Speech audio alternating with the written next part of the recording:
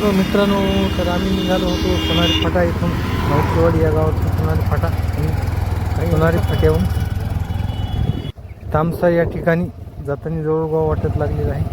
तामशातील भाजी भाकर खाण्याकरता गेलो होतो आणि हे बघा तामसा इथे बारालिंग या ठिकाणी भाजी भाकर खाण्याकरता किती गर्दी आहे या ठिकाणची.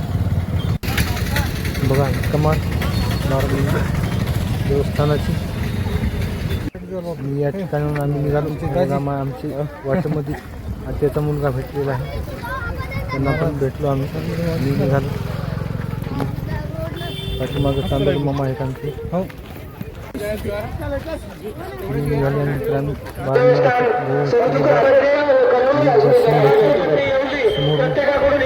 खूप गर्द असल्यामुळे मधामध्ये दर्शनाला गेलो नाही. वापस भाजी भाकरी या ठिकाणी झाली. भाजी भाकरी घेऊन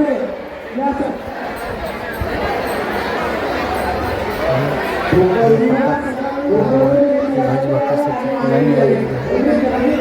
पास काढून घ्यायची असेल तर बघा 100 रुपये पास आहे या ठिकाणी देवस्थानाचा.